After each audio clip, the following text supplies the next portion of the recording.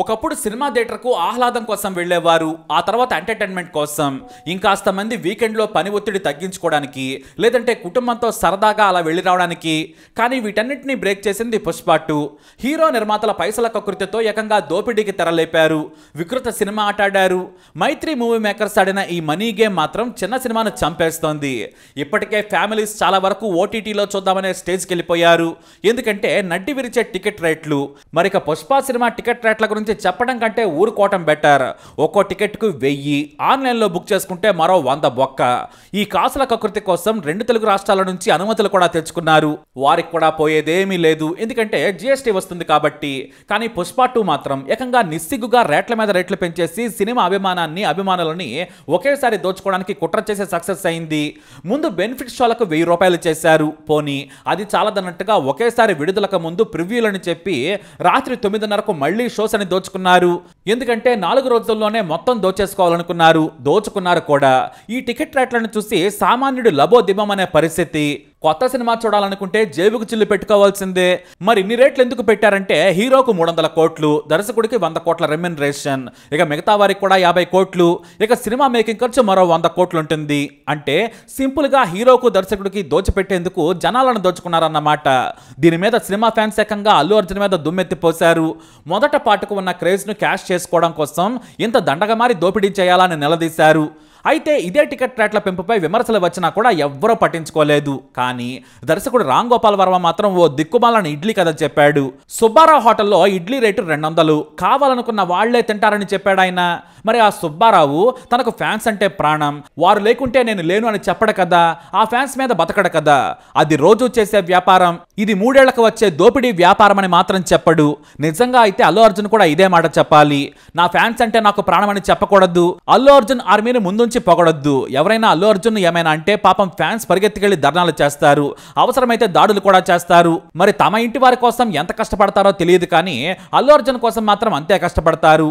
వారంతా తమ hero cinema వస్తే బ్యానర్లు కట్టి సోషల్ మీడియాలో గంటల తరబడి ప్రచారం చేస్తారు. హైదరాబాద్ లో ప్రీ రిలీజ్ ఈవెంట్ జరిగితే వైజాగ్, శ్రీకాకుళం, అనంతపురం నుంచి కూడా వస్తారు. వేలకు వేలు ఖర్చు పెట్టుకుని హాజరవుతారు. అలాంటి వారినే దోచుకోవటం దారుణం. మరి మొదటి రోజు ముందు రోజు వీలైతే ప్రివ్యూలు చూసేది అభిమానులే. అది అల్లు అర్జున్ ఫ్యాన్స్ మాత్రమే కాదు, ఏ హీరో ఫ్యాన్స్ అయినా అంతే. కానీ వారి జేబులకు చిల్లు పెట్టి తాము ఇంకా ధనవంతులు కావాలనుకుంటున్నారు హీరోలు. అది నిర్మాతల మీదకు నెట్టేసి దోచుకోవడం అత్యంత దారుణం. నిజంగా రామ్ గోపాల్ వర్మ చెప్పినట్టుగానే హీరోలు అనుకుంటే అదే చెప్పాలి. మీకు ఇష్టం ఉంటే చూడండి, లేదంటే దొబ్బేయండి అని చెప్పాలి. అప్పుడు హీరోలకు అభిమానులు లేకుంటే ఏమవుతుందో తెలుస్తుంది. థియేటర్స్ దగ్గర ఈగలు కొట్టుకుంటారు, కానీ ఫ్యాన్స్ ని దోచుకుంటున్నారు మన తెలుగు హీరోలు. ఇంత దారుణం ఏ రాష్ట్రంలో లేదేమో. ఒక్కో టికెట్ మీద 1100 రూపాయలు. ఇక ఫ్యామిలీలు చూడటం దండగా. విడుదలైన రోజు సింగిల్ థియేటర్స్ లో, మల్టీప్లెక్స్ లో దాదాపుగా 150 నుంచి 250 వరకు పెంపు. మళ్ళీ ఆన్లైన్ లో టికెట్స్ బుక్ చేస్తే మరింత దోపిడీ. ఈ అత్యాశ కారణంగానే చిన్న సినిమాలను చూసేందుకు జనం థియేటర్స్ కు రావడం లేదు. కేవలం పెద్ద సినిమాలకు మాత్రమే వస్తున్నారు. కానీ వారిని కూడా దూరం చేస్తున్నారు హీరోలు, నిర్మాతలు. సీనియర్ నిర్మాత డి సురేష్ బాబు ఎప్పుడో చెప్పారు, చిన్న సినిమాను పెద్ద సినిమాలే చంపేస్తున్నాయి అని. అందరూ థియేటర్కి వచ్చేలా ధరలు ఉండాలని కూడా చెప్పారు. కానీ ఎవ్వరూ వినడం లేదు. అందుకే చిన్న సినిమాలు ఇలా వచ్చి అలా వెళుతున్నాయి. ఇక మిగతా సమయాల్లో సినిమాలు లేక థియేటర్లు ఫంక్షన్ హాల్స్ గా మారిపోతున్నాయి. అయినా వచ్చిన కాడికి దోచేసుకుని నిర్మాతలు సరికొత్త వ్యాపార పద్ధతికి తెరలేపారు. ఇది చాలదన్నట్టు హీరో థియేటర్ కు రిలీజ్ రోజే వచ్చి ప్రమోట్ చేయటం అతికి పరాకాష్ట. హీరో అల్లు అర్జున్ సంధ్యా థియేటర్ కు వచ్చాడు. తన ఫ్యామిలీ ఫ్రెండ్స్ తో వచ్చి సినిమా చూశాడు. కానీ అతను సడన్ గా రావడంతో తోపులాట జరిగింది. ఇక హీరో తనను తాను రక్షించుకునేందుకు బౌన్సర్లతో వచ్చాడు. ఆ బౌన్సర్లు సినిమాకు వచ్చిన ప్రేక్షకులను మనుషుల్లా కూడా చూడరు. నీచంగా వారిని నెట్టేస్తూ మూర్ఖంగా ప్రవర్తిస్తారు. కానీ ఫ్యాన్స్ మాత్రం తమ హీరోను చూడటం కోసం ఎగబడతారు. బౌన్సర్లేమో నెట్టేస్తారు. మరి సంధ్యా థియేటర్లో జరిగింది అదే. ఫ్యాన్స్ ఒకేసారి అల్లు అర్జున్ చూసేందుకు ఎగబడడంతో తోపులాట జరిగింది.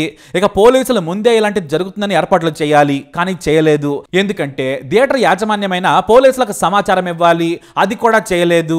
అంటే అందరికీ నిర్లక్ష్యం. చివరకు ప్రేక్షకుల మీద లాఠీ చార్జ్ చేశారు పోలీసులు.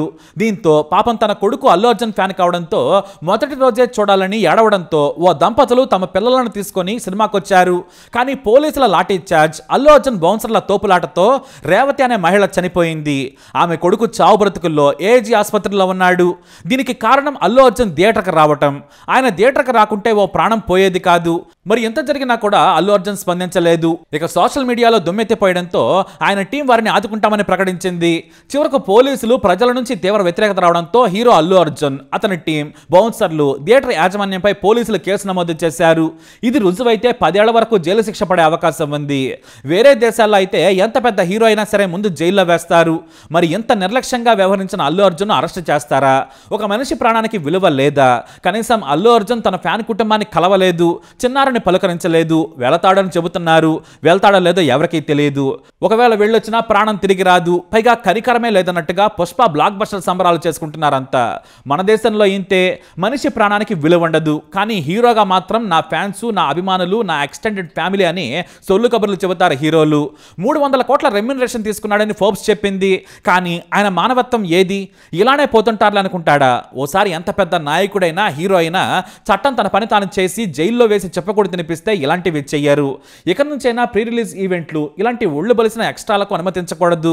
3 గంటల సినిమా కోసం వస్తే కుటుంబం నాశనం అయిపోయింది.